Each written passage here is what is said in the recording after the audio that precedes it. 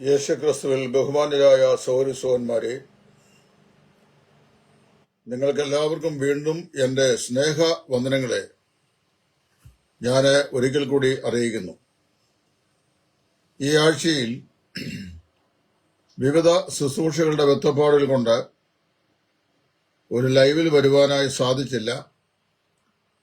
എങ്കിലും ഇന്ന് രാത്രിയിൽ ഈ നിലയിൽ ഒരു ലൈവിലേക്ക് വരുവാൻ ദൈവം ഇടയാക്കിയതിൽ ദൈവത്തിന് സ്തോത്രം ചെയ്യുകയാണ്.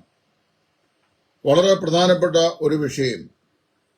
ഇതിനു മുമ്പ് പല പ്രാവശ്യം ഞാൻ എഴുത്തിലൂടെയും അതുപോലെ തന്നെ ലൈവായും പറഞ്ഞിട്ടുള്ള വിഷയമാണെങ്കിലും കഴിഞ്ഞ ദിവസം ഒരു സുവിശേഷ വേലക്കാരൻ എഴുതിയിട്ട ഒരു ആർട്ടിക്കിളും ആ ആർട്ടിക്കിളിന് പ്രായമുള്ള എന്നെ സ്നേഹിക്കുന്ന ഒരു പിതാവ് നൽകിയ മറുപടിയും കണ്ടപ്പോൾ ഇങ്ങനെ ഒരു ലൈവ് ചെയ്യേണ്ടത് വളരെ അനിവാര്യമാണെന്ന് എനിക്ക് തോന്നി.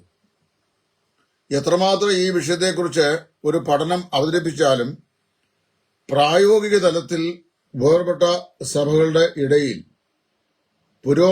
പുരോഗമനപരമായിരിക്കുന്ന ഒരു പ്രയോജനം ഉണ്ടാകും എന്ന് എനിക്ക് തോന്നുന്നില്ല. കാരണം ആ നിലയിലായി കഴിഞ്ഞു വേർപാട് സഭകളുടെ മനോഭാവം.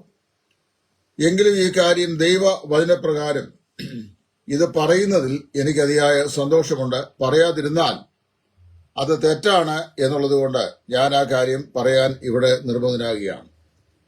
ഇന്നത്തെ എന്റെ വിഷയം ഒരു സുവിശേഷകന്റെ ശുശ്രൂഷയും അദ്ദേഹത്തിന്റെ ഔദ്യോഗിക സ്ഥാനവും പ്രാദേശിക സഭാ ബന്ധത്തിൽ എന്നുള്ളതാണ്.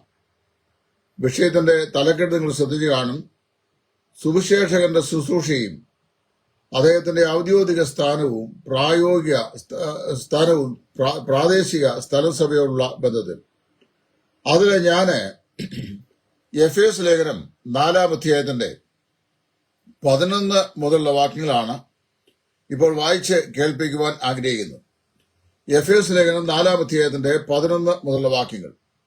അവിടെ നാം ഇങ്ങനെ വായിക്കുന്നു: അവൻ ചിലരെ അപ്പോസ്തലന്മാരായും ചിലരെ പ്രവാചകന്മാരായും ചിലരെ സുവിശേഷകന്മാരായും ചിലരെ ഇടയന്മാരും ഉപദേഷ്ടാക്കന്മാരായും നിയമിച്ചിരിക്കുന്നു.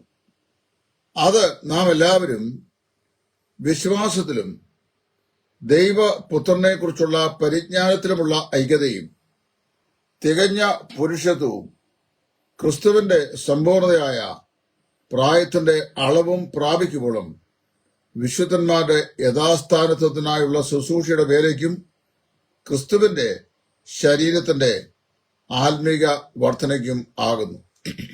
ഈ വേദാംശം ക്രിസ്റ്റൽ ക്ലിയർ ആണ്. എന്ന് പറഞ്ഞാൽ വളരെ സ്ഫടിക സ്ഫുടമാണ്. ദൈവസഭയ്ക്ക് പുനരുദ്ധാനം ചെയ്ത് സ്വർഗാരോഹണം ചെയ്ത കർത്താവായ യേശു നൽകിയ 5 ദാനങ്ങളെക്കുറിച്ചാണ് ഇവിടെ പറയുന്നത്. ഈ 5 ദാനങ്ങളിൽ അപ്പോസ്തലന്മാർ, പ്രവാചകന്മാർ, സുവിശേഷകന്മാർ, ഇടയന്മാർ, ഉപദേശകന്മാർ, അതില് 4ഉം 5ഉം പരസ്പരം ചേർത്തൊരു കോൺജുഗേഷൻ കൊണ്ട് ചേർത്താണ് പറഞ്ഞിരിക്കുന്നത്. ഇടയോപദേഷ്ടാക്കന്മാർ, പാസ്റ്റേഴ്സ് ആൻഡ് ടീച്ചേഴ്സ്. ഈ 5 ദാനങ്ങളും അവരുടെ ശുശ്രൂഷയും സംബന്ധിച്ച് വേർപെട്ട സഭയിലെ സഹോദരി സഹോദരന്മാർക്ക് അജ്ഞതയുണ്ട് എന്നെനിക്ക് തോന്നുന്നില്ല. അത് സമ്മതിക്കാനുള്ള മനസ്സിലായ്മയാണ് സാധാരണയായി തോന്നുന്നത്. അപ്പൊ കഴിഞ്ഞ ദിവസം ഒരു സുവിശേഷകൻ എഴുതിയിട്ടു. സുവിശേഷകൻ അദ്ദേഹം സ്ഥലസഭയുടെ പരിപാലനത്തിലും സുവിശേഷീകരണ ശുശ്രൂഷയിലും പ്രതിജ്ഞാബദ്ധനായിരിക്കുന്ന ഒരു ശുശ്രൂഷയാണ്. ഞാൻ അതിനോട് 100% യോജിക്കുന്നു. എന്നാൽ അതിനോട് വിയോജിപ്പുള്ള നല്ലൊരു ശതമാനവും നമ്മുടെ ഇടയിലുമുണ്ട്. ആ വിയോജിപ്പുള്ളപ്പോൾ തന്നെ ഒരു കാര്യം ഞാൻ തുറന്നു പറയാൻ ആഗ്രഹിക്കുകയാണ്.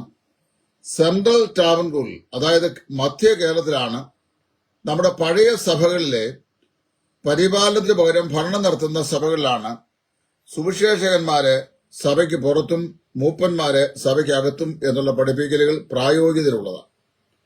വടക്കൻ മലബാർ പ്രദേശങ്ങളിലും തിരുവനന്തപുരത്ത് മുതൽ അങ്ങോട്ടുള്ള ഭാഗങ്ങളിലും വടക്കേ ഇന്ത്യയിലും വിശേഷാൽ സുവിശേഷകന്മാർ പ്രവർത്തിച്ചുണ്ടായ പ്രാദേശിക സഭകളിലും സുവിശേഷകന്മാർ മൂപ്പന്മാരും സുവിശേഷകന്മാരും എന്ന നിലയിലാണ് ശുശ്രൂഷ രംഗത്ത് പുരോഗമിച്ചുകൊണ്ടിരിക്കുന്നത്.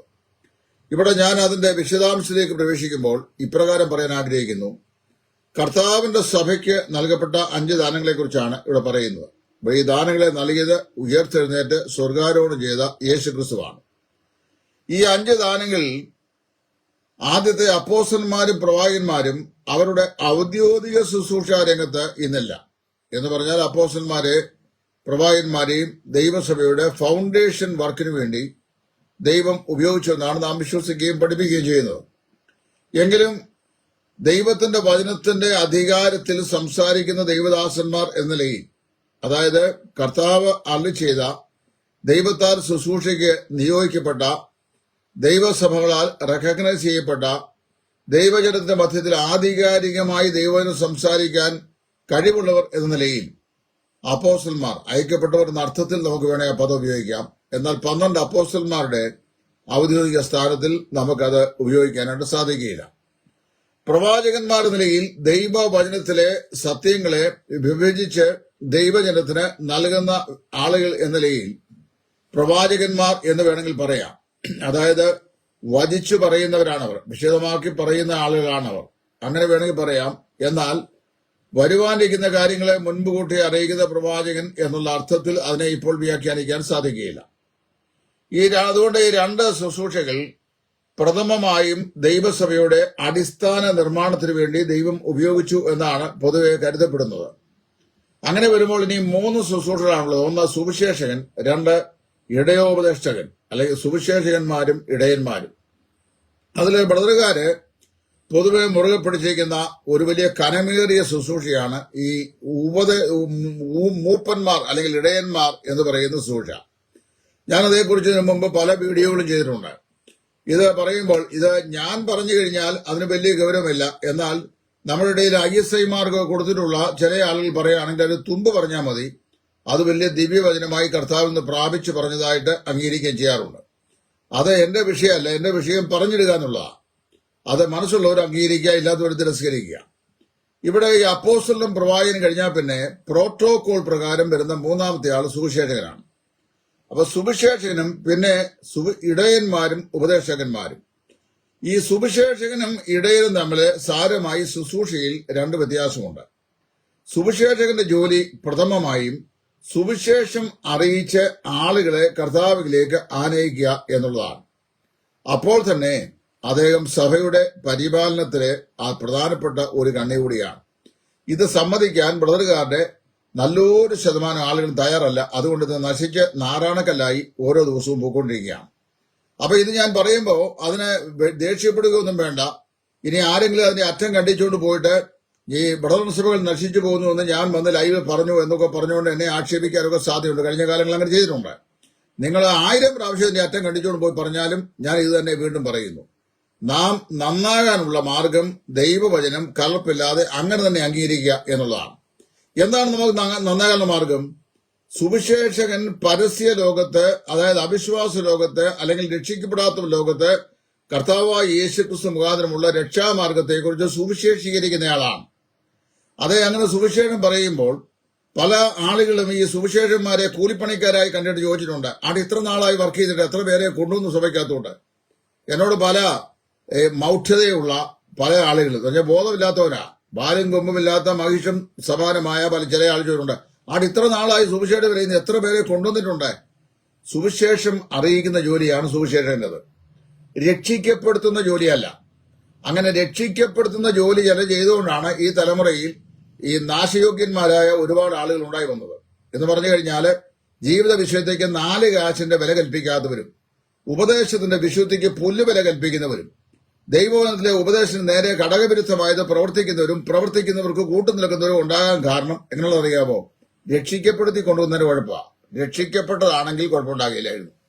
അതുകൊണ്ട് ഞാൻ ഉൾപ്പെടെയുള്ള സുവിശേഷ വേലക്കാരുടെ ജോലി സുവിശേഷം അറിയിക്കുക എന്നുള്ളതാണ്. രക്ഷിക്കപ്പെടുത്തുന്ന ജോലി പരിശുദ്ധാത്മാവിന്റെ ജോലിയാണ്. അങ്ങനെ രക്ഷിക്കപ്പെട്ട് ഈ പരിശുദ്ധാത്മാവ് സുവിശേഷം പ്രസംഗിക്കുമ്പോൾ ആ സുവിശേഷം കേട്ട് രക്ഷിക്കപ്പെടുന്ന ആളുകളെ പരിശുദ്ധാത്മാവായ ദൈവം ചൂണ്ടിക്കാണിക്കുകയും അവരെ പ്രഥമമായിരിക്കുന്ന ദൈവവചന അഭ്യസനം നൽകി പ്രാദേശിക സഭയിലേക്ക് കൂട്ടിക്കൊണ്ടുവരികയും ചെയ്യാനുള്ള ഉത്തരവാദിത്വം സുവിശേഷനുണ്ട്. അങ്ങനെ കൊണ്ടുവന്നു കഴിഞ്ഞാൽ ഈ സുവിശേഷകന്റെ ജോലി ആത്മാക്കളെ രക്ഷിച്ച് അല്ലെങ്കിൽ രക്ഷയിലേക്ക് നയിച്ച് പ്രഥമമായിരിക്കുന്ന ശുശ്രൂഷകൾ അവർക്ക് ചെയ്ത് അവരെ സഭയെ കൂട്ടിക്കൊണ്ടുവന്ന് ഈ വിശ്വാസിക്ക് എന്ത് പഠിപ്പിക്കണം, എന്ത് ഉപദേശിക്കണം എന്നറിയാൻ വയ്യാത്ത ABCD അറിയാൻ വയ്യാത്ത ചുമ്മാ മൂപ്പന്മാരുടെ കയ്യിൽ ഏൽപ്പിച്ചു കൊടുക്കാനുള്ളതല്ല. ആ വിശ്വാസികൾക്ക് അദമ്യമായിരിക്കുന്ന ശുശ്രൂഷയുടെ ആദ്യ പാഠങ്ങളെല്ലാം ചെയ്യണം. നിങ്ങൾ ശ്രദ്ധിക്കണം, പൗലോസും മറ്റും ഒരു സ്ഥലത്ത് ചെന്ന് പ്രസംഗിച്ച് ചില ആളുകൾ രക്ഷിക്കപ്പെട്ട് കഴിഞ്ഞപ്പോൾ അവിടെ സ്ഥലസഭാ രൂപീകരണം ഉണ്ടായിട്ട് ആ സഹോദരന്മാരെ ദൈവവചനത്തിന്റെ ആദ്യ പാഠങ്ങൾ പഠിപ്പിച്ച ശേഷം ഒന്നാം മിഷണറി യാത്രയിൽ നിന്ന് രണ്ടാം മിഷണറി യാത്രയിലേക്ക് പോയി. രണ്ടാം മിഷണറി യാത്ര സമയത്ത് ഈ ഒന്നാം മിഷണറി യാത്രയിൽ സ്ഥാപിതമായ സഭകളിലേക്ക് മടങ്ങി വന്ന് ആ വിശ്വാസികളെ വിശ്വാസത്തിലും കൃപയിലും ധൈര്യപ്പെടുത്തിയതായി നമ്മൾ വായിക്കുന്നുണ്ട്. അപ്പൊ ആ ജോലിയൊക്കെ ആരുടെ ജോലിയാണ്? സുവിശേഷകന്റെ ജോലിയാണ്. പക്ഷേ ശാപകരമായ ഒരു പഠിപ്പിക്കൽ ഈ സായിപ്പന്മാർ വന്ന് നമ്മുടെ സഭകളെ പഠിപ്പിച്ചു. ഇവിടെ ഈ മാർത്തോമാ പള്ളിയിലെയും യാക്കോബ് പള്ളിയിലെയും കപ്പ്യാരെ പോലെ ആണ് ഈ സുവിശേഷകനെ കണക്കാക്കുന്നത്. സുവിശേഷന്റെ ജോലി ഇങ്ങനെ പഞ്ചപുച്ഛമടക്കി മൂപ്പന്മാർ എന്ന് പറയുന്ന ആളുകളുടെ മുമ്പാകെ തൊഴുതു കൂപ്പയോടെ നിന്ന് എന്തെങ്കിലും അവരുടെ ഔദാര്യം കൊണ്ട് ലഭിച്ചാൽ അത് വാങ്ങി അത് ഉപയോഗിച്ച് മൗനവ്രതം അനുഷ്ഠിക്കുക എന്നുള്ളതാണ് സുവിശേഷം. അങ്ങനെ അനുഷ്ഠിക്കുന്ന സുവിശേഷകന്മാര് ഉപജീവനത്തിന് വേണ്ടി ഇറങ്ങിയ സുവിശേഷ വിലയെ ഉപജീവന മാർഗമായി കണക്കാക്കിയ കൂലി സുവിശേഷകന്മാരായിരിക്കും അങ്ങനെ ചെയ്യുന്നത്. എന്നെ പോലെയുള്ളവർ അങ്ങനെ ചെയ്യത്തില്ല. ഏത് മൂപ്പനാണെങ്കിലും ഈ വചനം കൊണ്ട് ഞാൻ അവരോട് ചോദ്യം ചോദിക്കും. അപ്പൊ ഇവിടെ പറയുകയാണ്, ഇങ്ങനെ ഈ സുവിശേഷകൻ അങ്ങനെ കൊണ്ടിരുന്നു. പിന്നെ ഈ ഇടയന്മാർ എന്ത് ചെയ്യുന്നു? സഭയെ പരിപാലിക്കുന്നു. സുവിശേഷകന്മാരിൽ നല്ലൊരു പങ്ക് ആൾക്കാരും ഇടയന്മാരുടെ ശുശ്രൂഷ ഉള്ളവരാണ്. എല്ലാ സുവിശേഷകന്മാർക്ക് ഇടയ ശുശ്രൂഷ ഉണ്ടെന്ന് ഞാൻ കരുതുന്നില്ല. കാരണം സുവിശേഷകന്റെ പൂർണ്ണമായ ശുശ്രൂഷ ചെയ്യുന്ന സുവിശേഷകരുണ്ട്. എന്നാൽ സുവിശേഷകനും ഇടയനുമായി കൃപാവൻ ലഭിച്ച സുവിശേഷകന്മാരുമുണ്ട്. അതുകൊണ്ട് ആദ്യം മുതൽ ഞാൻ പറയുമ്പോൾ ഇങ്ങനെ പറയാറുണ്ട്, സുവിശേഷകന്റെ മാത്രം ശുശ്രൂഷ ലഭിച്ച സുവിശേഷകന്മാർ പുറം ലോകത്ത് സുവിശേഷം അറിയിക്കുകയും അവർ കർത്താവിലേക്ക് ആത്മാക്കളെ ആദായപ്പെടുത്തുകയും ചെയ്യണം. എന്നാൽ സുവിശേഷം അറിയിക്കുന്ന ശുശ്രൂഷയോടൊപ്പം തന്നെ ഇടയ പരിപാലന ശുശ്രൂഷയും കൂടെ ലഭിച്ചിട്ടുള്ള സുവിശേഷന്മാർ ഇടയന്മാരായും സുവിശേഷകന്മാരായും സഭയിൽ തങ്ങളുടെ ശുശ്രൂഷ ചെയ്യണം. അപ്പൊ അവർക്ക് സഭയ്ക്ക് അകത്തും പുറത്തും ശുശ്രൂഷയുണ്ട്. ഇത് ജീവൻ പോയാൽ സമ്മതിച്ചു കൊടുക്കാൻ മർക്കടമുഷികളായ നമ്മുടെ ചില ആളുകൾ തയ്യാറല്ല. അതിന്റെ ശാപവും ദോഷവും ഇന്ന് ഈ സമൂഹം അനുഭവിച്ചുകൊണ്ടിരിക്കുകയാണ്. ഇവിടെ നിങ്ങൾ ആർക്കെങ്കിലും വേദപുസ്തകം കൊണ്ട് എന്നോട് തർക്കിക്കാൻ അല്ലെങ്കിൽ തർക്കിച്ച് സ്ഥാപിക്കാൻ ധൈര്യമുണ്ടെങ്കിൽ എന്ന് തന്നെ ഞാൻ പറയട്ടെ, എനിക്ക് ലജ്ജയില്ല ഞാൻ പറയുകയാണ്. വിശുദ്ധ വേദപുസ്തകം കൊണ്ട് വാദിച്ച് തർക്കിച്ച് സമർത്ഥിക്കാൻ കഴിവുള്ള ആരെങ്കിലും ഉണ്ടെങ്കിൽ ഞാൻ ചൂണ്ടിക്കാണിക്കുന്ന ഈ വാക്യാംശങ്ങളുടെ വിശദീകരണം പറയണം. 4-ാം അധ്യായത്തിന്റെ 11-ാം വാക്യത്തിൽ ഇങ്ങനെ പറയാണ്, അവൻ ചിലരെ അപ്പോസ്തലന്മാരായും പ്രവാചകന്മാരായും സുവിശേഷകന്മാരായും ഇടയന്മാരായും ഉപദേഷ്ടാക്കന്മാരായും നിയമിച്ചിരിക്കുന്നു. ഇത് നിയമിച്ചത് ഏതെങ്കിലും കമ്പനിക്കോ സംഘടനയ്ക്കോ ഒന്നുമല്ല, ദൈവസഭയ്ക്കാണ്. അത് മനസ്സിലാക്കണം. വേദപുസ്തകത്തിന്റെ വിവിധ ഭാഗങ്ങളിൽ ചെതറിക്കിടക്കുന്ന സത്യങ്ങളെ നമ്മൾ മനസ്സിലാക്കുമ്പോൾ ഇത് കർത്താവിന്റെ സഭയ്ക്കാണ് ദൈവം ഈ ശുശ്രൂഷകരെ നൽകിയത് എന്ന് മനസ്സിലാക്കാൻ സാധിക്കുന്നുണ്ട്. ചില ചിന്തിക്കുന്നത് ചില സംഘടനകൾക്കോ മറ്റേതെങ്കിലുമൊക്കെ സംവിധാനത്തിനോ ഒക്കെ നൽകപ്പെടും. അങ്ങനെയല്ല, ദൈവസഭയ്ക്ക് നൽകിയ ഈ 5 ദാനങ്ങളാണ്. ഇനി അത് എന്തിനാണെന്ന് പറയുകയാണ് 12-ാം വാക്യം. Why did God give these 5 gifts to the church? എന്തിനാണ് ദൈവം ഈ 5 ദാനങ്ങളെ സഭയ്ക്ക് നൽകിയിരിക്കുന്നത്? Who are these gifts? Number 1, evangelist, Suviseshakan. Number 2, ഒന്നാമത് apostles, അതായത് അപ്പോസ്റ്റലന്മാർ. Number 2, prophets, പ്രവാചകന്മാർ. Number 3, evangelist, സുവിശേഷകന്മാർ. Number 4, pastors, അതായത് ഇടയന്മാർ. Number 5, teachers, അതായത് ഉപദേഷ്ടാക്കന്മാർ. ഇങ്ങനെ 5 പേരെയാണ് ദൈവം നിയമിച്ചിരിക്കുന്നത്. ഇനി ഈ 5 പേരെ ദൈവം നിയമിച്ചിരിക്കുന്ന ഏത് കാലത്തേക്കാണെന്നുള്ള ആദ്യത്തെ ചോദ്യം. അപ്പൊ ഇവരുടെ വ്യാഖ്യാനം അനുസരിച്ചാണെങ്കിൽ സുവിശേഷകനെ എന്താ ജോലി എന്നറിയാവോ? പോയി സുവിശേഷം പ്രസംഗിച്ച് ആത്മാക്കളെ രക്ഷയിലേക്ക് നടത്തുക. അങ്ങനെ നടത്തിയ ശേഷം നോട്ടീസ് വായിക്കാനും ബുധനാഴ്ചത്തെ ബൈബിൾ ക്ലാസിന്റെ കാര്യം പറയാനും വെള്ളിയാഴ്ചത്തെ സിസ്റ്റേഴ്സ് മീറ്റിംഗിന്റെ കാര്യം പറയാനും സഞ്ചാര സുവിശേഷന്മാർക്ക് എത്ര രൂപ കൊടുക്കണമെന്ന് ആലോചന പറയാനും തങ്ങൾക്ക് ഇഷ്ടമില്ലാത്തവരെ വകഞ്ഞു മാറ്റാനും ഇഷ്ടമുള്ളവരെ ആലിംഗനം ചെയ്യാനും മാത്രമുള്ള ശുശ്രൂഷ ചെയ്യുന്ന മൂപ്പന്മാരുടെ കൈ കൊണ്ട് ഏൽപ്പിക്കുക. ഇവരെ അഭ്യസിപ്പിക്കുക. ഒരു ഇടയ പരിപാലന ശുശ്രൂഷയുടെ യോഗ്യതകളും കർത്തവ്യങ്ങളും എന്താണെന്ന് കൃത്യമായി ചെയ്യാൻ കഴിയാത്ത ചില ആളുകളുടെ കയ്യിലേക്ക് ദൈവം ഒരു സുവിശേഷം മുഖാന്തരം ചില രക്ഷയിലേക്ക് നയിച്ചിട്ട് കൊണ്ടു കൊടുക്കുമെന്ന് നിങ്ങൾ ചിന്തിക്കുന്നുണ്ടോ? എന്തുകൊണ്ടാണ് why this conflict prevails in central Travancore churches? എന്തുകൊണ്ടാണ് മധ്യ കേരളത്തിലെ സഭകളിലെ ഈ കോൺഫ്ലിക്ട് നിലനിൽക്കുന്നത്? ഒന്നാമത്തെ കാരണം, ഇവിടുത്തെ ഈ സഭകളെല്ലാം 4ാമത്തെയും 5ാമത്തെയും തലമുറയുള്ള സഭകളാണ്. എന്ന് പറഞ്ഞാൽ ഇവരുടെ പിതാക്കന്മാരുടെ കാലത്ത് സുവിശേഷം കേട്ടപ്പോൾ രക്ഷിക്കപ്പെട്ടവരുടെ വീട്ടിൽ ജനിച്ച് രക്ഷിക്കപ്പെട്ടോ രക്ഷിക്കപ്പെടുത്തിയോ സഭാംഗങ്ങളായി മുമ്പോട്ട് പോകുന്ന പാരമ്പര്യ സഭകളാണ്. ഈ പാരമ്പര്യ സഭകളില് അതിന്റെ കസ്റ്റോഡിയൻസ് ആയിട്ട് തലമുറയായി കുടുംബക്കാരെയും വീട്ടുകാരെയും ഒക്കെ മൂപ്പന്മാരായി വാഴിച്ചിങ്ങനെ അല്ലെങ്കിൽ സ്വയം വാഴിച്ചിങ്ങനെ മുമ്പോട്ട് പോയിക്കൊണ്ടിരിക്കുകയാണ്. അവർക്കാണ് ഈ സുവിശേഷകന്മാരോട് ഇത്രയും വലിയ ഇറിറ്റേഷൻ ഉള്ളത്. മനസ്സിലായല്ലോ? 10-100 ഫാമിലിയുള്ള സഭകളിൽ പോലും ആത്മീക അരാജകത്വം, സ്പിരിച്വൽ അനാർക്കിയാണ് പല സ്ഥലത്ത് നടക്കുന്നത്. ഒരു നല്ല വചനസൂക്ഷ കേൾക്കാൻ ഭാഗ്യമില്ലാത്ത നിരവധി പ്രാദേശിക സഭകളുണ്ട്. എന്താണെന്ന് അറിയാവോ? ഏക്കും പൂക്കും അറിയാത്ത മൂപ്പന്മാരാണ് അവിടുത്തെ പരിപാലനമല്ല, ഭരണം എന്ന് പറയുന്നത്. പരിപാലനത്തിന്റെ അർത്ഥം ഇതല്ലല്ലോ, അത് ഇടയ ശുശ്രൂഷയാണ് പരിപാലനം. അങ്ങനെ ചെയ്യുന്നവർ വളരെ വിരളമായിരുന്നു. അപ്പൊ ഇങ്ങനെ പറയാണ്.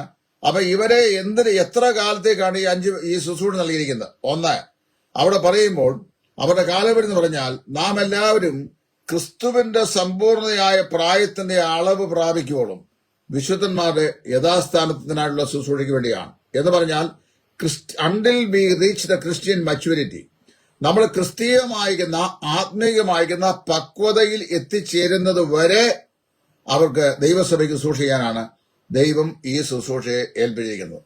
അപ്പൊ നോക്കണം, അങ്ങനെ കർത്താവിലെ ഒരു പാപിയെ രക്ഷയിലേക്ക് നയിച്ചിട്ട് ആ പാപിയെ ക്രിസ്തുവേശുള്ള പക്വതയിലും യേശുക്രിസ്തുവിനുള്ള പരിജ്ഞാനത്തിന്റെ പക്വതയിലും അവൻ എത്തിച്ചേരുക എന്ന് പറഞ്ഞാൽ it is not happening in 1 or 2 weeks or months or year. അത് 1-2 ആഴ്ചകൾ കൊണ്ടോ മാസങ്ങൾ കൊണ്ടോ വർഷങ്ങൾ കൊണ്ടോ സംഭവിക്കുന്ന കാര്യമല്ല. അത് ഹോൾ ലൈഫ് സ്പാനോട് സംഭവിക്കുകയാണ്. എന്ന് പറഞ്ഞാൽ ഒരു വിശ്വാസിയുടെ ആത്മീയ ജീവിതത്തിന്റെ മുഴുവൻ കാലഘട്ടങ്ങളിലും അവരെ എന്ത് ചെയ്യണം? അവര് വിശ്വാസം ഇവിടെ വിശ്വാസം എന്ന് പറയുന്നത് ഉപദേശ വിഷയങ്ങളിലുള്ള വിശ്വാസമാണ്, അല്ലാതെ രക്ഷിക്കാനുള്ള വിശ്വാസത്തെക്കുറിച്ചല്ല. രക്ഷിക്കപ്പെടാനുള്ള വിശ്വാസം കർത്താവായ യേശുവിനെ രക്ഷിതാവായി സ്വീകരിക്കുന്ന വിശ്വാസമായിരുന്നു. അത് മുഖാന്തരം രക്ഷിക്കപ്പെട്ടല്ലോ. അങ്ങനെ രക്ഷിക്കപ്പെട്ടവർക്കുള്ള പൊതുവെ ഉള്ള വിശ്വാസം എന്ന് പറഞ്ഞാൽ യൂദാ നല്ലേനും പറയാം, സഹോദരന്മാരെ, നിങ്ങൾക്ക് പൊതുവിലുള്ള രക്ഷയെക്കുറിച്ച് എഴുതുവാൻ ഞാൻ ആഗ്രഹിച്ചുവെങ്കിലും വിശുദ്ധന്മാർക്ക് ഒരിക്കലായി ഫലമേൽപ്പിക്കപ്പെട്ടിട്ടുള്ള അതിപരിശുദ്ധ വിശ്വാസത്തിന് വേണ്ടി പോരാട്ടം കഴിക്കണമെന്ന് എനിക്ക് തോന്നി. I was constrained to write on this particular subject. അപ്പൊ ഇവിടെ വിശുദ്ധന്മാർക്ക് ഒരിക്കലായി ഫലമേൽപ്പിക്കപ്പെട്ടിരിക്കുന്ന അതിപരിശുദ്ധ വിശ്വാസം എന്ന് പറയുന്നത് ദൈവസഭയ്ക്ക് നൽകിയിരിക്കുന്ന ഉപദേശ സത്യങ്ങളുള്ള വിശ്വാസമാണ്.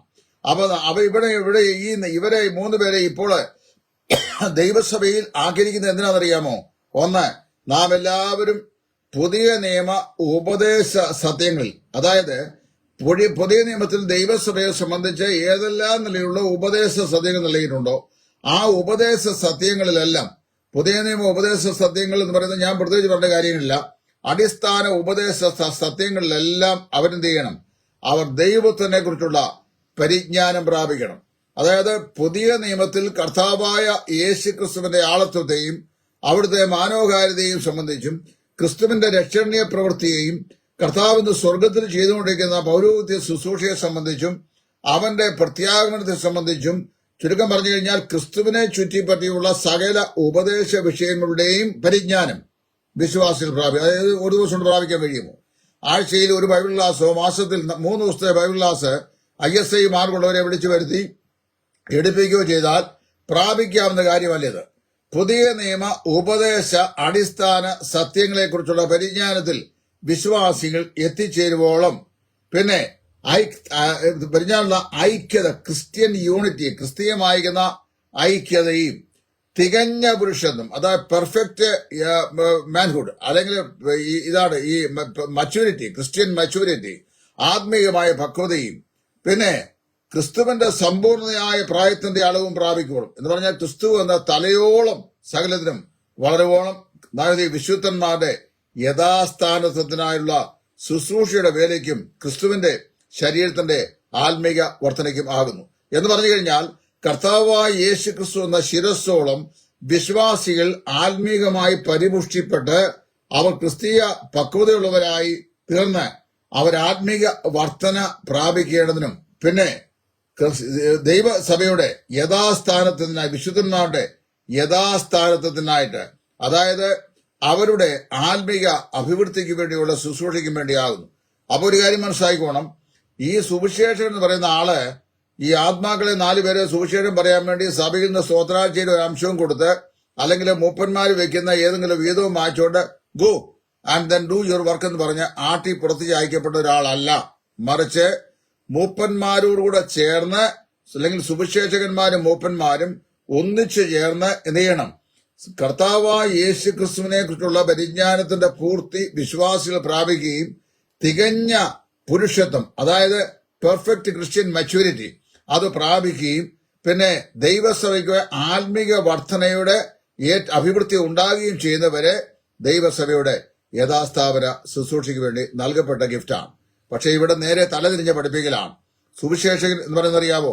അവൻ പുറത്ത്. ഇനി അല്പം വചനപരിജ്ഞാനമോ കഴിവുള്ള ആളാണെങ്കിൽ കഴിവ് കെട്ടവർക്ക് കഴിവുള്ളവരെ കാണുമ്പോൾ ഭയങ്കര കണ്ണുകടിയാണ്. അപ്പൊ അവനെ ഏതെങ്കിലും നിലയിൽ പുറത്തെറിയണം എന്നുള്ളതാണ്. യോനായി എടുത്ത് ഈ ഷിപ്പിൽ നിന്ന് പുറത്തെറിഞ്ഞ പോലെ എറിയണം. അതിന് വേണ്ടുന്ന മാർഗമൊക്കെ അവിടെ നോക്കും. അപ്പൊ നിങ്ങൾ പറയുന്ന മാർഗത്തിലൂടെ ഞങ്ങൾ വേദപുസ്തകം പഠിക്കണം പറഞ്ഞാൽ എന്നോട് പറ്റുകയില്ല. ഞാൻ വേദപുസ്തകം പഠിക്കാൻ സഹായം അഭ്യർത്ഥിക്കുന്നത് പരിശുദ്ധാത്മാവായ ദൈവത്തോടാണ്. ഇപ്പൊ നിങ്ങളുടെ മുമ്പാകെ ഈ ടെക്സ്റ്റ് ഞാൻ വിശദമാക്കുമ്പോൾ എന്റെ കയ്യിലിരിക്കുന്ന പഴഞ്ചൻ ബൈബിൾ മാത്രമേ എന്റെ മുമ്പാകെ ഉള്ളൂ. ഈ പഴഞ്ചൻ ബൈബിൾ നിന്നാണ് ഞാൻ വായിച്ചത്. ഒരു പ്രാവശ്യം കൂടെ ഞാൻ വായിച്ചു കേൾപ്പിക്കാം. അവൻ ചിലരെ അപ്പോസ്തലന്മാരായും ചിലരെ പ്രവാചകന്മാരായും ചിലരെ സുവിശേഷകന്മാരായും ചിലരെ ഇടയന്മാരും ഉപദേശകന്മാരായും നിയമിച്ചിരിക്കുന്നു. What for that appointment? എന്തിനു വേണ്ടിയാണ് ആ അപ്പോയിന്റ്മെന്റ്? അതായത് ഈ പറയപ്പെട്ടിരിക്കുന്ന ദാനങ്ങൾ നാം എല്ലാവരും എന്ന് പറഞ്ഞാൽ അപ്പോസ്തലനായ പൗലോസ് ഉൾപ്പെടെ എഫേസോസിലെ വിശുദ്ധന്മാർക്ക് താൻ ഇടുന്ന കാലഘട്ടത്തിലെ വിശുദ്ധന്മാർ ഉൾപ്പെടെ കർത്താവായ യേശു ക്രിസ്തുവിന്റെ മധ്യാകാശിലെ വരവെങ്കിൽ സഭ ചേർക്കപ്പെടുന്നത് വരെയുള്ള കാലഘട്ടങ്ങളിൽ രക്ഷിക്കപ്പെട്ട സകല വിശുദ്ധന്മാരും ഉൾപ്പെടെ വിശ്വാസത്തിലും, അതായത് പുതിയ നിയമ ഉപദേശ സത്യങ്ങളിലും ദൈവപുത്രനായ യേശു ക്രിസ്തുവിനെ കുറിച്ചുള്ള പരിജ്ഞാനത്തിലും തികഞ്ഞ ഐക്യതയും തികഞ്ഞ പുരുഷത്വവും ക്രിസ്തുവിന്റെ സമ്പൂർണതയായ പ്രായത്തിന്റെ അളവും പ്രാപിക്കുമ്പോഴും ദൈവ വിശുദ്ധന്മാരുടെ യഥാസ്ഥാനത്തിനായുള്ള ശുശ്രൂഷയുടെ വേലയ്ക്കും ക്രിസ്തുവിന്റെ ശരീരത്തിന്റെ ആത്മീക വർധനയ്ക്കും ആകുന്നു. അപ്പൊ ഇത്രയും കാര്യങ്ങൾക്ക് വേണ്ടിയല്ല നിങ്ങൾ പറയുന്ന ഒരു സുവിശേഷം പോയി ഏതെങ്കിലും കാട്ടിലോ മേടിലോ പോയി 4 പേരോട് സുവിശേഷം പറഞ്ഞേച്ച് ഏതെങ്കിലും നക്കാപ്പിച്ച് കൊടുത്ത് അതും വാങ്ങിച്ച് sit down there stand up there എന്ന് പറയുമ്പോൾ ഇവൻ ഇരിക്കുക എഴുന്നേക്കുക അങ്ങനെ ഇരിക്കുന്ന ഒരാളല്ലത്. പാർത്തോമാ പള്ളിയിലെ കപ്പിയാരെ പോലുള്ള ശുശ്രൂഷയല്ല സുവിശേഷന്റെ ശുശ്രൂഷ. സുവിശേഷകൻ കനശാലിയായ ദൈവത്തിന്റെ ശുശ്രൂഷകനാണ്. എന്നാൽ ഇവിടെ 2 വൈവിധ്യങ്ങൾ പറയാൻ ഞാൻ ആഗ്രഹിക്കുന്നു. Not all evangelist are elders. എല്ലാ സുവിശേഷകന്മാരും മൂപ്പന്മാരല്ല. ഇടയോപദേഷ്ടാക്കന്മാരുടെ ശുശ്രൂഷകൻ കൂടെ ലഭിച്ച സുവിശേഷകന്മാരുണ്ട്. എന്ന് പറഞ്ഞാൽ ദൈവവചനത്തിൽ കനതരമായി നല്ല അഭ്യസനം നൽകാനും ഉപദേശം ശക്തമായി നൽകാനും വിശ്വാസത്തിന്റെ സംരക്ഷണത്തിന് വേണ്ടി ശുശ്രൂഷ ചെയ്യാനും പ്രാപ്തിയുള്ള സുവിശേഷ വേലക്കാരായ ആളുകളുണ്ട്. അവരെന്ത് ചെയ്യണം? അവരെ ഉപദേഷ്ടാക്കന്മാരുടെ ഗണത്തിൽ എണ്ണപ്പെടണം. അപ്പോസ്തലനായ പൗലോസ് അപ്പോസ്തലനായിരുന്നു. അദ്ദേഹം ഒരു ഉപദേഷ്ടാവായിരുന്നു. അതേസമയത്ത് അദ്ദേഹം ഒരു സുവിശേഷകനായിരുന്നു. പത്രോസ് അപ്പോസ്തലന് കനശാലിയായ ഒരു സുവിശേഷകനായിരുന്നു. അതേസമയത്ത് ഒരു ഇടയനായിരുന്നു. കാരണം കർത്താവ് തന്നെ അവനോട് പറയുന്നത് എന്റെ കുഞ്ഞാടുകളെ മേയ്ക്കാം എന്നാ പറഞ്ഞ്. അപ്പൊ പത്രോസ് ഔട്ടായിരുന്നു സഭയിൽ നിന്ന്, പ്രാദേശിക സഭയിൽ നിന്ന്. അവിടുത്തെ മൂപ്പന്മാരാരെങ്കിലും പത്രോസേ നീ പെന്തക്കോസ്ത് നാളിൽ പ്രസംഗിച്ചുള്ള സുവിശേഷ പ്രസംഗം ചെയ്താൽ മതി, get out from the church, ഞങ്ങളാണ് ഇതിന്റെ കസ്റ്റോഡിയൻസ് എന്ന് യെരുശലേമിലെ സഭയിലെ അപ്പോസ്തലന്മാരാരെങ്കിലും പറഞ്ഞോ?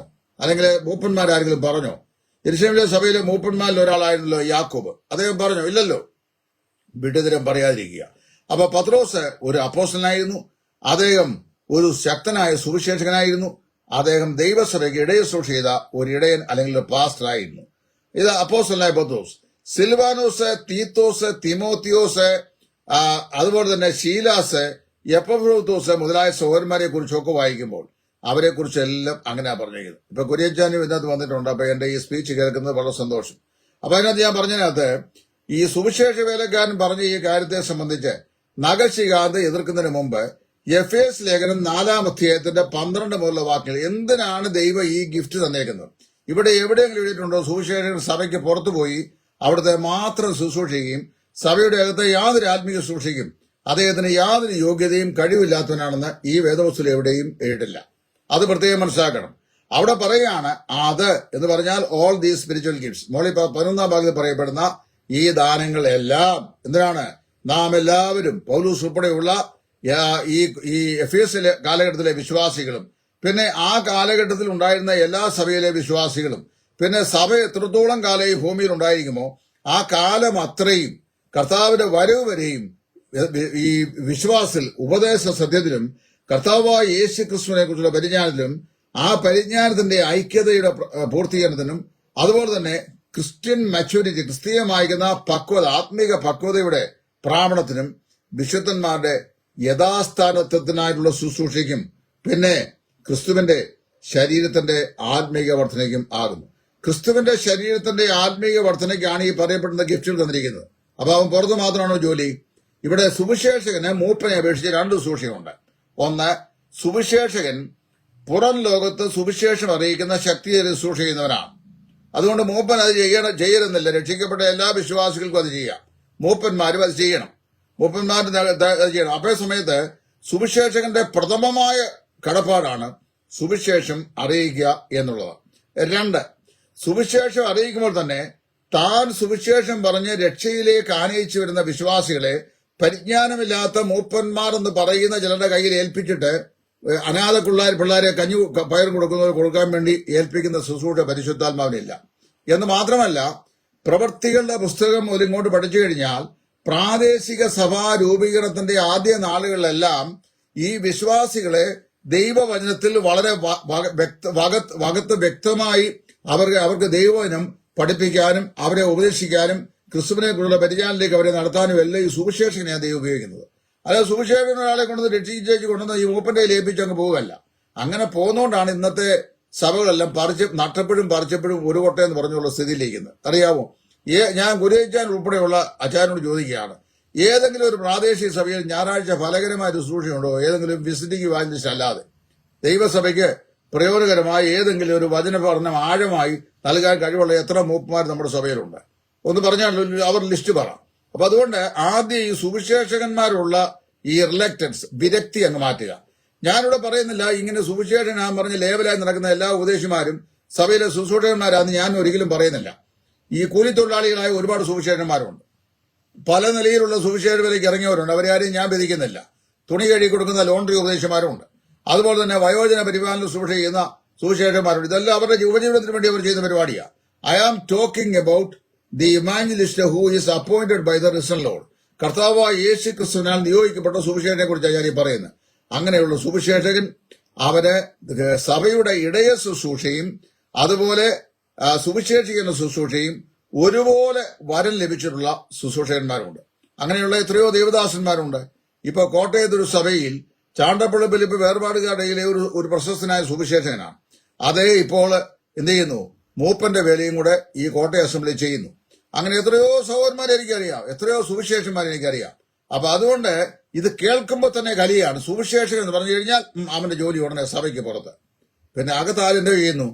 ഇവിടെ ശവം കുഴിച്ചിട്ടുണ്ടെങ്കിൽ സുവിശേഷം വേണം, വിവാഹം നടന്നെങ്കിൽ സുവിശേഷം വേണം, കൺവെൻഷൻ പ്രസംഗിക്കണമെങ്കിൽ സുവിശേഷം വേണം, പിന്നെ വീട് കുതാശയ്ക്ക് സുവിശേഷനും വേണം. ഈ പ്രധാനപ്പെട്ട എല്ലാ ശുശ്രൂഷകൾക്കും സുവിശേഷം വേണം. ഇങ്ങനെ ആ സുവിശേഷൻ ഇത് ചെയ്താട്ടെ, ഈ സുവിശേഷൻ അത് ചെയ്താട്ടെ എന്ന് പറയുന്ന ജോലി ആ മൂപ്പന്റെ ജോലി ഇവിടെ ഞാൻ കണ്ടത്. അല്ലാതെ ദൈവവചനത്തിൽ ഈ എഫേസ്യ ലേഖനം 4-ാം അധ്യായത്തിന്റെ 12 മുതലുള്ള വാക്യങ്ങൾ പറയപ്പെടുന്ന വിശ്വാസത്തിലും ദൈവത്തിനെ കുറിച്ചുള്ള പരിചയത്തിലുള്ള ഐക്യതയും തികഞ്ഞ പുരുഷത്വവും ക്രിസ്തുവിന്റെ സമ്പൂർണ്ണയായ പ്രായത്തിന്റെ അളവും പ്രാപിക്കോളം വിശുദ്ധന്മാരുടെ യഥാസ്ഥാനത്വത്തിനായുള്ള ശുശ്രൂഷയുടെ വേലയും ക്രിസ്തുവിന്റെ ശരീരത്തിന്റെ ആത്മീയ വർധനയും വരുന്ന മൂപ്പന്മാരെ വളരെ വിരളമായിട്ട് നമ്മൾ കാണാറുള്ളൂ. ഇതാണ് ഇതിന്റെ പച്ചയായ സത്യം. അതുകൊണ്ട് ഈ സഭകൾ ചെയ്യുന്ന ഒരു കാര്യം, ദൈവവചനത്തിൽ അധ്വാനിക്കാൻ കഴിയുന്ന അല്ലെങ്കിൽ വചനം നന്നായി പറയാൻ കഴിവുള്ള കൃപാവരമുള്ള സുവിശേഷകന്മാരെ കൂടെ ഉൾപ്പെടുത്തിക്കൊണ്ട് പ്രാദേശിക സഭയുടെ പരിപാലന ശുശ്രൂഷ ദൈവാത്മാവ് ഇവിടെ എഴുതി വെച്ചതുപോലെ നിങ്ങൾ നിങ്ങളുടെ ഉപദേശം ഉണ്ടാക്കരുത്. സുവിശേഷകൻ പുറത്ത്, ഞങ്ങൾ അകത്ത് എന്ന് പറയുന്ന നിങ്ങളുടെ ഈ ടീച്ചിങ് ആണ് ഈ സഭകൾ ഇത്രയും നശിക്കാൻ പ്രധാനപ്പെട്ട കാരണം. ഇത് യൂറോപ്പിൽ നിന്നിവിടെ വന്ന ചില സായിപ്പന്മാരാണ് ഈ പഠിപ്പിച്ചത്. മനസ്സിലായോ? ഇപ്പൊ സുവിശേഷകന്മാര് പുറത്ത്, ഞങ്ങൾ അകത്ത്. നിങ്ങൾ അകത്ത് നിന്നിട്ട് ഇന്നത്തെ കാലത്ത് എന്ത് സംഭവിച്ചു? ഉള്ള പൂഞ്ഞാനൂടെ ഇതിനകത്ത് നിന്ന് കൂടയ്ക്കകത്ത് പുറത്തു പോയതല്ലാതെ വേറെ ഒന്നെങ്കിലും അകത്തോട്ട് വന്നിട്ടുണ്ടോ? അല്ലെങ്കിൽ വരാറുണ്ടോ? വന്നാൽ തന്നെ നിൽക്കാറുണ്ടോ? പിന്നെ കുത്തി പ്രസംഗിക്കാനും പിന്നെ പിന്നെ അല്ലെ നോവിക്കാനും ഒക്കെ അല്ലാതെ വേറെ ഏതെങ്കിലും ഫലകരമായ ശുശ്രൂഷ ചെയ്യാൻ കഴിയുന്നുണ്ടോ? ഒരാശ്വാസത്തിന്റെ വാക്കുണ്ടോ? ഞാൻ അടുത്ത സമയത്ത് വളരെ പോപ്പുലേഷൻ ഡെൻസിറ്റി ഉള്ള ഒരു പ്രാദേശിക സഭയിലെ ഒരു സഹോദരനോട് പറഞ്ഞു, എന്റെ ബ്രദറെ 3 മാസം 4 മാസം കൂടി ഇരുന്നാൽ പോലും ഈ മൂപ്പന്മാർ ഒരുത്തനും വീട്ടിൽ വന്നു കയറി സഹോദരന്മാരെ ഒന്ന് ക്ഷേമം അന്വേഷിക്കുകയോ അവരുടെ കാര്യത്തെക്കുറിച്ച് ചോദിക്കുകയും ചെയ്യാറില്ല. പിന്നെ എവിടുത്തെ മൂപ്പ് എന്ത് മൂപ്പെന്നായി പറയുന്നത്? അപ്പൊ അച്ചായൻ എത്ര പറഞ്ഞാലും കുര്യച്ചാൻ എത്ര പറഞ്ഞു കഴിഞ്ഞാലും ഈ എഫേസ് ലേഖനം 4-ാം അധ്യായത്തിന്റെ 12 മുതലുള്ള വാക്യങ്ങൾക്ക് അച്ചായന്റെ ശിഷ്ടമുള്ള ആയുസും കൂടെ ഇപ്പൊ 80 വയസ്സ് കാണുമല്ലോ. ശിഷ്ടമുള്ള ആയുസും കൂടെ ഈ ഇരുന്ന് പഠിച്ചാലും മറുപടി പറയാൻ ഇവിടുത്തെ ഒരു വേർപാടുകാർക്കും സാധിക്കത്തില്ല. കാരണം അറിയാവോ, മത്തിയൂർതാങ്കൂറിൽ പുല്ലു പോലും ഇങ്ങോട്ടുള്ള സഭയ്ക്കും കൊട്ടാരക്കരയ്ക്ക് ഇപ്പുറത്തും പിന്നെ ഇവിടെ കുറുപ്പന്തറയ്ക്ക് ഇപ്പുറത്തുമുള്ള സഭകൾ, കൊച്ചിക്ക് ഇപ്പുറത്തുമുള്ള സഭകൾക്ക് പരമ്പരാഗത സഭകൾ പറയും ഞങ്ങളാണ് ഇങ്ങനെ മൂപ്പർ സുവിശേഷകനും പുറത്ത്. മനസ്സിലായോ? സുവിശേഷകനും മൂപ്പനും കൂടെ ഒന്നിച്ച് കർത്താവായ യേശു ക്രിസ്തുവിന്റെ ഐക്യതയിൽ വേണം ദൈവസഭയുടെ പുരോഗമനപരമായ ശുശ്രൂഷയ്ക്ക് ചുമല കൊടുക്കാനായിട്ട്. അങ്ങനെ കൊടുക്കുമ്പോൾ എന്ത് ചെയ്യണം? അവർ പരസ്പരം ആലോചിച്ചും പ്രാർത്ഥിച്ചും സഹകരിച്ചും ദൈവസേനയിൽ പ്രയോജനമായി ശുശ്രൂഷ ചെയ്യണം. അല്ലാതെ നിങ്ങൾ പോയിരുന്ന് സഭയ്ക്കകത്ത് നോട്ടീസ് വായിക്കുകയും സുവിശേഷകനെ ഇന്നാരെ സ്വീകരിക്കണം ഇന്നാരെ സ്വീകരിക്കണം എന്ന് ആലോചന പറയും. ആണ്ടുകളിലേക്ക് നടത്തുന്ന യാതൊരു പ്രയോജനമില്ലാതെ ലക്ഷങ്ങൾ മുടിച്ചു കളയുന്ന കൺവെൻഷന് വേണ്ടി ആരെയും 4-5 പേരെ കൊണ്ടുവന്ന് പ്രസംഗിപ്പിക്കുന്ന വിഷയത്തിൽ ആലോചന പറയുക അല്ല മൂപ്പന്റെ ജോലി. മൂപ്പന്റെ ജോലി എന്തൊക്കെയാണെന്ന് വളരെ വ്യക്തമായി തീമോഥെയോസിൽ പറഞ്ഞിട്ടുണ്ട്. തള്ളയാടുകളെ മെല്ലെ നടത്തുക, കുഞ്ഞാടുകളെ ചുമൽ വഹിക്കുക, ഒടിഞ്ഞതിനെ വെച്ച് കെട്ടുക, മുറിഞ്ഞതിനെ എണ്ണ പുരട്ടി ചുമപ്പിക്കുക. മനസ്സിലായോ? പച്ചയായ പുൽപ്പുറങ്ങളിലേക്ക് ആടുകളെ നടത്തുക എന്ന് പറഞ്ഞാൽ സമൃദ്ധിയായ ആത്മമന്നെ അവർക്ക് ഉള്ളിൽ കൊടുക്കുക, സ്വസ്ഥതയുള്ള വെള്ളം അവർക്ക് നൽകുക എന്ന് പറഞ്ഞാൽ സമാധാന അന്തരീക്ഷം സഭയ്ക്കകത്ത് ഉണ്ടാക്കുക. പിന്നെ ഈ കൂരിരുൾ താളിലൂടെ കടക്കേണ്ട സാഹചര്യം വരുമ്പോൾ കൈവിടാതെ കൂടെ നിൽക്കുക എന്ന് പറഞ്ഞു കഴിഞ്ഞാൽ മരണകരമായ രോഗങ്ങളോ വാർദ്ധക്യസഹജമായ പ്രയാസങ്ങളോ മറ്റ് ബുദ്ധിമുട്ടുകളോ ഏകാന്തതയോ നിരാശയോ ഒക്കെ ഉണ്ടാകുമ്പോൾ എന്ത് ചെയ്യണം? പോകുക, ചെല്ലുക, ആശ്വസിപ്പിക്കുക, ആശുപത്രി കൊണ്ടുപോവുക, ട്രീറ്റ് ചെയ്യുക, ആവശ്യം വേണ്ടി വന്നു കഴിഞ്ഞാൽ സാമ്പത്തികമായ സഹായങ്ങൾ ചെയ്യുക, മനക്കരുത്ത് നൽകുക. ഇതൊക്കെയാ മൂപ്പന്റെ ജോലി. അല്ലാതെ നോട്ടീസ് വായിക്കുന്ന ജോലിയാണോ മൂപ്പന്റെ ജോലി? അത് ഏത് സഭയുടെ ജോലിയാണ്? അപ്പൊ അതുകൊണ്ട് ഇവിടെ ഈ എഫേസ് ലേഖനം 4-ാം അധ്യായത്തിന്റെ 12-ാം വാക്യത്തെ സംബന്ധിച്ച് ആ വടക്ക് നിന്ന് ആ സുവിശേഷം എഴുതിയ കാര്യം പച്ചയായ സത്യമാണ്. ഇതാണ് എന്റെയും കാഴ്ചപ്പാട്. ഇപ്പൊ എന്നെ ഓപ്പൺ സിമ്പോസിന് വിളിച്ചാലും ഞാൻ തന്നെ പറയാം. അപ്പൊ പിന്നെ ഇത് ഇല്ലാത്ത എവിടെയാണെന്നറിയാവോ? സെൻട്രൽ ട്രാവൻകൂറിൽ മാത്രം, സെൻട്രൽ ട്രാവൻകൂറിലും ധനവാന്മാർ ഭരിക്കുന്ന സഭയിലും മാത്രം ഈ മൂപ്പന്മാര് വലിയ പ്രമാണികളാണ്. അല്ലാത്ത സഭകളിലും സുവിശേഷന്മാരെ സ്ഥാപിച്ച സഭകളിലെല്ലാം സുവിശേഷന്മാർ തന്നെയാ മൂപ്പന്മാരായും ശുശ്രൂഷകന്മാരായും ഇരിക്കുന്നത്. ഞാൻ എത്രയോ സ്ഥലങ്ങളിൽ പോയിട്ടുണ്ട്. അപ്പൊ അതുകൊണ്ട് ഈ പഠിപ്പിക്കുക നമ്മുടെ അവസാനിക്കാത്തതുകൊണ്ടാണ് ഇപ്പം ഈ കോരൻ കുമ്പിളിൽ കഞ്ഞി കുടിച്ച പോലെ ഉള്ള അവസ്ഥയിലായിരിക്കുന്നത്. അറിയാവോ? ഒരൊറ്റ പ്രാദേശിക സഭകളിൽ. ഇനി ഞാൻ മുമ്പ് ഞാൻ പറഞ്ഞപ്പോ എന്നെ അറ്റാക്ക് ചെയ്യാൻ ഒരുപക്ഷെ ആൾക്കാർ ഇവിടെ സോഷ്യൽ മീഡിയ വന്നായിരുന്നു. ഇത് ഞാൻ പറയണ്ടല്ലോ. ഈ അടുത്ത കാലത്ത് ഒരു ടെലിവിഷൻ നെറ്റ്വർക്ക് ഇവിടുത്തെ ക്രിസ്ത്യാനികളുടെ ഭാവിയെ സംബന്ധിച്ച് ഒരു കാൽക്കുലേഷൻ ചെയ്ത് ഇവിടെ വന്നിരുന്നു. എനിക്ക് തോന്നുന്നത് ഏതോ ഒരു CBC അങ്ങനെ ടെലിവിഷൻ നെറ്റ്വർക്കാണ്. നിങ്ങൾ കണ്ടു കാണുമായിരിക്കും. അവർ പറഞ്ഞത് ഇപ്പോൾ കേരളത്തിലെ പ്രാദേശിക പള്ളികളിലും സഭകളിലുമുള്ളത് 20 വയസ്സിന് മേളിലുള്ള, 30 വയസ്സിന് മേളിലുള്ള, അല്ലെങ്കിൽ 40 വയസ്സിന് മേളിലുള്ള ആളുകളാണ്. അവർ പറഞ്ഞ ആവറേജ് 60 വയസ്സ് അബവ് ഉള്ള ആൾക്കാരാണ് ഇപ്പോൾ ഇവിടെ ഉള്ളത്. അതിന് താഴെയുള്ളവരെല്ലാം, അതായത് 20ഓ 22ഓ വയസ്സ് കഴിയുമ്പോൾ യുവാക്കന്മാർ ജോലി തേടി വിദേശ രാജ്യങ്ങളിലേക്ക് പോകുന്നു. അവർ England, Ireland, Scotland, Great Britain, New Zealand, Australia, America, Canada മുതലായ രാജ്യങ്ങളിൽ, ജർമ്മനി മുതലായ രാജ്യങ്ങളിൽ ജോലി തേടി പോകുന്നു. പോകുന്നവരിൽ ഒരുത്തൻ പോലും മടങ്ങി വരികയില്ല. ബാബേലിലേക്ക് പ്രവാസത്തിലേക്ക് പോയവരെ കുറിച്ച് പോലും പറഞ്ഞു 70 സന്ദർശനം കഴിഞ്ഞ ശേഷം മടങ്ങി വരുമെന്ന്. ഇവിടുന്ന് പോയ ഒരുത്തനും മടങ്ങി വരികയില്ല, മടങ്ങി വരാൻ അവർ സാധിക്കത്തുമില്ല. അപ്പൊ അങ്ങനെ ഉള്ള സ്ഥിതിയാണുള്ളത്. പിന്നെ ഇവിടെ ശേഷിക്കുന്ന അവർ പറയുന്നത് 50 വയസ്സിന് മുകളിലുള്ള ആൾക്കാർ, 50 വയസ്സിന് മുകളിലുള്ള ആൾക്കാരുടെ ആവറേജ് ആയുസിനെ കുറിച്ച് കാൽക്കുലേറ്റ് ചെയ്തിട്ട് മെഡിക്കൽ സയൻസിന്റെ സപ്പോർട്ട് അവർ പറയുകയാണ്. പുരുഷന്റെ ആയുസ് 72, സ്ത്രീയുടെ 78. അപ്പൊ അങ്ങനെ വരുമ്പോൾ അടുത്ത 20-28 വർഷങ്ങൾക്കുള്ളിൽ നമ്മുടെ ഈ മിക്കവാറും ക്രൈസ്തവ ദേവാലയങ്ങൾ, ആ ദേവാലയങ്ങളുടെ ശവസംസ്കാര ശുശ്രൂഷ കഴിയും. ഇത് ഞാൻ പറയുമ്പോൾ കുരേഞ്ചാനോട് വിരോധിക്കൊന്നും വേണ്ട. കാര്യം ഞാൻ അവിടെ ഇപ്പൊ ഇത് പറഞ്ഞിട്ട് ചെമ്മന്തൂർ നാളെ ഞായറാഴ്ച വരുന്നൊന്നുമില്ല. വന്നാലും എന്നെ അവിടെ ആരും ഒന്നും ചെയ്യത്തില്ല. കാര്യം മാക്സിമം വചനശുശ്രൂഷ ചെയ്യേണ്ടെന്ന് പറയത്തേ ഉള്ളൂ, വേറെ ആരാധിക്കേണ്ടെന്നും പറയില്ല. അപ്പൊ ഞാൻ പറഞ്ഞത് ഏതായാലും ഒരു കാര്യം ഞാൻ പിന്നെ അച്ചായനോട് പ്രത്യേകം പറയാം. അച്ചായനെ വളരെ സ്നേഹിക്കുന്നു, എനിക്ക് വളരെ ബഹുമാനമുണ്ട്. എന്നാൽ ഒരു കാര്യം, അച്ചായന് ഈ സുവിശേഷനെ കുറിച്ചുള്ള കാഴ്ചപ്പാട് ശരിയല്ലെന്ന് ദൈവവചന പ്രകാരം ഞാൻ പറയുകയാണ്. അപ്പൊ അതുകൊണ്ട് ഇങ്ങനെ പറയുമ്പോഴാണ് ആൾക്കാർക്ക് ബുദ്ധിമുട്ടാകുന്നത്. കാരണം അറിയാമോ, എനിക്ക് ദൈവവചന പ്രകാരം മാത്രമേ പറയാൻ സാധിക്കുകയുള്ളൂ. ഞാൻ അങ്ങനെയാണ് പറയുന്നത്. കാര്യം, ക്രിസ്തുവിനെ കുറിച്ചുള്ള പരിജ്ഞാനത്തിന്റെ സമ്പൂർണതയും തികഞ്ഞ ഐക്യതയും വിശുദ്ധന്മാരെ യഥാസ്ഥാപനം ഏത് വിശ്വാസിക്കാ രക്ഷിക്കപ്പെട്ടതിന്റെ പിറ്റേ ദിവസം രാവിലെ ആത്മീയ അഭിവൃദ്ധിയും പുരുഷത്വവും പ്രാപിച്ചത്? അപ്പൊ അവന്റെ ശിഷ്ടമുള്ള ആയുസ് മുഴുവൻ അവനെ ദൈവവചനത്തിൽ അഭ്യസിപ്പിച്ച് കർത്താവിനോട് ചേർത്ത് നിർത്തി ദൈവകൃപയിൽ അവനെ വളർത്തിയെടുക്കുവാൻ കഴിയുന്ന ശുശ്രൂഷയുടെ ഭാഗഭാഗത്വം സുവിശേഷകനും മൂപ്പന്മാർക്കുമാണ്. ഇത് ഞങ്ങൾ കൊടുത്തോളാം, നീ പുറത്തു പോക്കൂ എന്ന് പറയുന്ന ആശയം വരുന്നതുകൊണ്ടാണ് ആരും ഇതിനകത്തോട്ട് വരികയോ നിൽക്കുകയോ ചെയ്യുകയില്ല. മനസ്സിലായോ? ഇതാണ് ഇവിടുത്തെ സ്ഥിതി വന്നേക്കുന്നത്.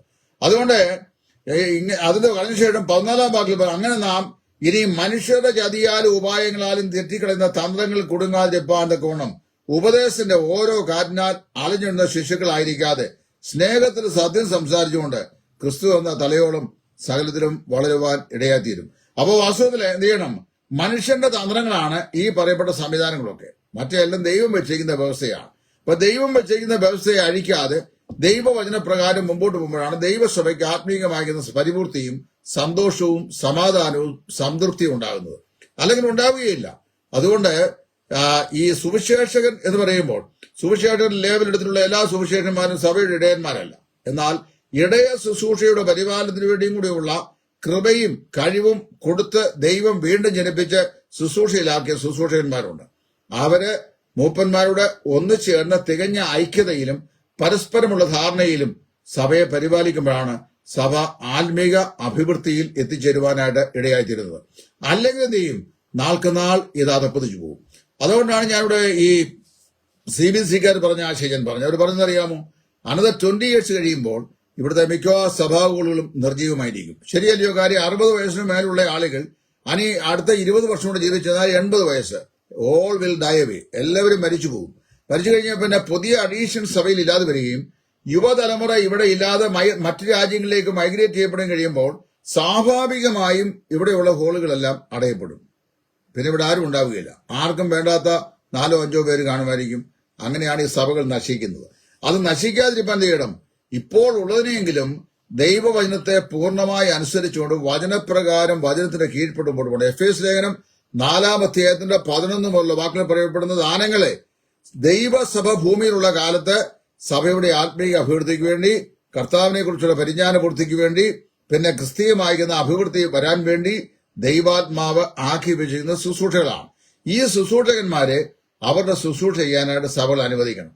അല്ലാതെ പറഞ്ഞാൽ മുരഞ്ഞ സഭകളായി മാറുകയും നാം നശിച്ചു പോവുകയും ചെയ്യും. അങ്ങനെ പോകുന്നതിന്റെ കാരണക്കാർ നമ്മൾ തന്നെയാ, വേറെ ആരുമല്ല. നമ്മളെ ആരും നശിപ്പിക്കുന്നില്ല, നമ്മളെ തന്നെ നമ്മൾ നശിപ്പിക്കുകയാണ്. ഒരു ക്രിസ്തീയ ഭവനം നശിക്കുന്നെങ്കിൽ ആ ഭവനം നശിക്കുന്ന ആ വീട്ടിലെ മാതാവോ പിതാവോ മക്കളോ നിമിത്തമാണ്, വേറെ ആരും അയൽവക്കാരും നിമിത്തമല്ല. അതുകൊണ്ട് ഇത് ചെയ്യണം. കുടുംബത്തിന്റെ പ്രമാണം അനുസരിച്ച് ജീവിക്കുന്ന പോലെ ദൈവസഭയിൽ ദൈവസഭയുടെ പ്രമാണം അനുസരിച്ച് വേണം നമ്മൾ പെരുമാറാൻ. അല്ലാത്ത പക്ഷം എന്തറിയാമോ? ഈ മൂപ്പൻ ജോലി എന്ന് പറയുന്ന UN ജനറൽ സ്റ്റേറ്റ് സെക്രട്ടറിയുടെ പവർ പോലുള്ള ജോലിയൊന്നുമല്ല. അത് ദൈവത്തിന്റെ പരിശുദ്ധാത്മാവ് നൽകിയ ശുശ്രൂഷയാണെങ്കിൽ അതൊരു ദാസ്യ ശുശ്രൂഷയാണ്. അതായത് എല്ലാവർക്കും ദാസ ശുശ്രൂഷ ചെയ്യുന്ന ശുശ്രൂഷ, അതാണ് മൂപ്പന്റെ ശുശ്രൂഷ. അല്ലാതെ എല്ലാവരുടെ മേൽ കയർത്ത് കയറുന്നവനും എല്ലാവരെയും ഭരിക്കുന്നവനും എല്ലാവരോടും സിറ്റ് ഡൗൺ സ്റ്റാൻഡപ്പ് എന്ന് കമാൻഡ് ചെയ്യുന്ന ആളും പിന്നെ എല്ലാവരുടെയും ഇതേ താരം ഏതാണ്ട് വലിയ പവറുള്ള ആളെന്ന് ചിന്തിക്കുന്ന ആളല്ല. മനസ്സിലായോ? ആടുകൾക്ക് ഇടയ ശുശ്രൂഷ ചെയ്യുന്നവരാ എന്ന് പറഞ്ഞാൽ they are the servants of the most high God.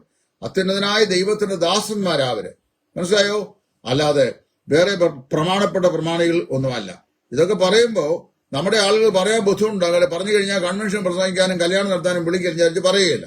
ഇപ്പൊ നിങ്ങളെ ആരും എന്നെ ഒന്നിനും വിളിക്കണ്ട, എന്നാലും പറയാനുള്ള സ്വാതന്ത്ര്യമുള്ളൂ. ദൈവം എങ്ങനെയാ പറയുന്നത്? അതല്ലെങ്കിൽ ഒരു കാര്യം ചെയ്യും, നിങ്ങൾ തുറന്ന ചർച്ചയ്ക്ക് അവസരം ഉണ്ടാക്കും, ഞാനും വരാം, ഞാൻ സംസാരിക്കാം. എഫേസ് ലേഖനം 4-ന്റെ 12-ഉം 13-ഉം വാക്യം തിരുത്താൻ ഇവിടെ ആർക്കെങ്കിലും കഴിയുമോ? എഫേസ് ലേഖനമല്ല, വേദപുസ്തകത്തിലെ ഒരു വാക്യവും തിരുത്താൻ പറ്റുകയില്ല. ഇപ്പൊ കുറെ രണ്ടാം കെട്ടുക എല്ലാം കൂടെ ഞാന് വിവാഹമോചനവും പുനർവിവാഹവും പാപമാണെന്ന് പറയുന്നതാണ്. എന്നെ ഒരു ചീഞ്ഞ ദൂഷകനായി കുറെ പേർ തള്ളിയേക്ക്. ആരറിയാവോ? ഈ രണ്ടാം കെട്ടിന്റെ പുറകെ പോയ മലിനന്മാർ എന്നെ ദൂഷകനായി കണക്കാക്കിയിരിക്കുക. അപ്പൊ ഞാൻ അങ്ങനെയുള്ളവരോട് പറയുകയാണ്, നിങ്ങളിൽ ചില ആളുകളുടെ ജീവിതത്തിൽ വന്നിട്ടുള്ള ന്യൂനതകൾ അനുസരിച്ച് ഈ അവസരോചിതമായ എത്തിക്സ് കൈക്കൊള്ളാൻ എന്നോട് സാധിക്കുകയില്ല. ദൈവം തിരുത്തി എഴുതാൻ ഞാനല്ല എഴുതിയേക്കുന്നത്, പരിശുദ്ധാത്മാവ് എഴുതിയേക്കുന്നത്. പരിശുദ്ധാത്മാവ് എവിടെ എഴുതിയിട്ടുണ്ടോ ആ എഴുതപ്പെട്ട വചനത്തെ അങ്ങനെ തന്നെ വ്യാഖ്യാനം അങ്ങനെ തന്നെ പഠിക്കാനേ എനിക്ക് സാധിക്കുള്ളൂ. വേറെ യാതൊരു ജോലിയില്ല. ഇവിടെ മൂപ്പന്റെ ജോലി ചെയ്യുന്നവർ എന്ത് ചെയ്യുന്നു? ഞായറാഴ്ച രാവിലെ വന്നേച്ച് പരിചയിച്ച് പോകുന്നു. പിന്നെ ബാക്കി ആഴ്ചയുടെ 6 ദിവസം അവർ പണി ചെയ്തുകൊണ്ടിരിക്കുകയാണ്. ഞങ്ങളൊക്കെ പാവപ്പെട്ട സുവിശേഷന്മാരാ. ദിവസത്തിന്റെ ഇന്നും ഞാൻ ശുശ്രൂഷയിലായിരുന്നു. അപ്പൊ ഞാൻ വന്നു കയറി കുറച്ചു നേരം ആയിട്ട് വന്നിട്ടുള്ളൂ. അപ്പൊ മറ്റുള്ളവരുടെ മുമ്പാകെ നമ്മൾ പ്രസിദ്ധനാകാൻ ആഗ്രഹിക്കുന്നില്ലെങ്കിലും കർത്താവിന്റെ പേരിൽ വ്യാപൃതനാ. അപ്പൊ അതുകൊണ്ട് ഇതൊക്കെ പറയുന്നതിന് മുമ്പ് മനസ്സിലായോ? ഇങ്ങനെയൊക്കെ പറയുന്നതിന് മുമ്പ് ക്രിസ്തുവിനെ കുറിച്ചുള്ള പരിജ്ഞാനം, വിവേകം, ദൈവവചനത്തെ കുറിച്ചുള്ള ഭയം, എഫേസ് ലേഖനം 4-ാം അധ്യായത്തിന്റെ 11 മുതൽ 14 വരെയുള്ള വാക്യങ്ങൾ 10 പ്രാവശ്യം മനസ്സിരുത്തി വായിച്ച് പഠിച്ചിട്ട് വേണം the purpose of the spiritual gifts, ഈ ആത്മീയ ദാനങ്ങളെക്കുള്ള ദൈവത്തിന്റെ ഉദ്ദേശം എന്താണ്? ക്രിസ്തുവിനെ കുറിച്ചുള്ള സമ്പൂർണയായ പരിജ്ഞാനത്തിന്റെ അളവ് പ്രാപിക്കും. അത് നാളെ രാവിലെ സംഭവിക്കുന്ന അറിയല്ല. കർത്താവിന്റെ സഭ എപ്പോൾ ഈ ഭൂമിയിൽ എടുക്കപ്പെടുന്നോ അതുവരെ, അല്ലെങ്കിൽ ഒരു വിശ്വാസി എപ്പോൾ മരിച്ചു മാറ്റപ്പെടുന്നോ അതുവരെ അവൻ ക്രിസ്തുവിനെ കുറിച്ചുള്ള പരിജ്ഞാനത്തിന്റെ പാതയിലൂടെ പുരോഗമിച്ചുകൊണ്ടിരിക്കുകയാണ്. അങ്ങനെ അവരെ ആത്മീക വർധനയിലേക്ക് നടത്തിക്കൊണ്ടിരിക്കുന്ന ശുശ്രൂഷ ചെയ്യുന്ന വേലക്കാരാണ് ഈ സുവിശേഷകന്മാരും ഇടയന്മാരും. അവർ ഒന്നിച്ച് ഐക്യത പ്രവർത്തിക്കുന്നത്. പക്ഷെ ഇവിടെ ഒരിക്കലും ഇവർ ഐക്യത പ്രവർത്തിക്കുകയില്ല. കാര്യം സുവിശേഷകൻ ഒരു സെക്കൻഡ് ഹാൻഡ് ഓഫീസായിട്ടും മൂപ്പൻ ഒരു ഹയർ സ്റ്റാൻഡേർഡ് ശുശ്രൂഷകരുമായിട്ടാണ് പറയുന്നത്. അങ്ങനെയല്ല. ഇവിടെ പറയപ്പെടുന്ന 5 ദാനങ്ങൾ ഈക്വൽ പൊസിഷൻസ് ആണ്. അപ്പോസ്തലന്മാര്, പ്രവാചകന്മാര്, സുവിശേഷകന്മാര്, ഇടയന്മാര്, ഉപദേശകന്മാര്. ഒരു മൂപ്പനും ഒരു സുവിശേഷകന് മേലെ യാതൊരു ആധിപത്യവും ഇല്ല. കൊള്ളതായ്മ കാണിക്കുന്ന സുവിശേഷന്മാരുണ്ടെങ്കിൽ ശേഷമുള്ള മൂപ്പന്മാർക്ക് ഒന്നിച്ചുകൂടി ദൈവവചനം കൊണ്ട് അവനെ ചോദ്യം ചെയ്യാനും അവന്റെ ഭാഗത്ത് തെറ്റുണ്ടെങ്കിൽ അതിനെ കറക്റ്റ് ചെയ്യാനും അവൻ കറക്റ്റ് ചെയ്യപ്പെടുന്നില്ല എങ്കിൽ അവന് നേരെ ശിക്ഷണോട് എടുക്കാനും അവകാശമുണ്ട്. അത് പ്രാദേശിക സഭയുടെ അധികാരമാണ്. അല്ലാതെ ഒരു സുവിശേഷകന്റെ നെഞ്ചത്ത് കയറാനും പിന്നെ അവനെ ഭരിക്കാനും ഒന്നും ഇവിടുത്തെ ഒരു മൂപ്പന് ഒരു അവകാശമില്ല. മൂപ്പന്റെ അടിമയല്ല സുവിശേഷകൻ. സുവിശേഷകൻ മൂപ്പനെ കണ്ട് തൊഴേണ്ട ആവശ്യമില്ല. മൂപ്പനും സുവിശേഷകനും ഒരേ ശുശ്രൂഷയുള്ളവരാണെന്ന് പറഞ്ഞാൽ ഒരുപോലെ ഈക്വലായി ദൈവം കൃപ കൊടുത്ത് ശുശ്രൂഷയ്ക്കായി വേർതിരിച്ചിട്ടുള്ള ദൈവദാസന്മാരാണ്. പക്ഷെ ഇത് പറയാൻ അധികാരമുള്ള, അവകാശമുള്ള, അവസരമുള്ള ഒരുവനും പറയത്തില്ല. പിന്നെ ഞങ്ങളെപ്പോലെയുള്ള സാധാരണക്കാർ പറയും. അതുകൊണ്ട് കൊട്ടാവുന്നവരൊക്കെ കൊട്ടുകയും ചെയ്യും. സത്യം ഇതാണ്. ഈ സത്യത്തെ അനുസരിച്ചാൽ കുറെ കൂടെ നന്മ ഉണ്ടാകും ദൈവസഭയ്ക്ക്. അല്ലെങ്കിൽ അധികം കാലം കൂടെ ഈ സഭകളൊന്നും മുമ്പോട്ട് പോകത്തില്ല. അതാണ് പരമാർത്ഥമായ സത്യം എന്ന് പറഞ്ഞുകൊണ്ട് ഞാൻ തൽക്കാലം നിർത്തുന്നു. ദൈവം എല്ലാവരെയും സഹായിക്കട്ടെ.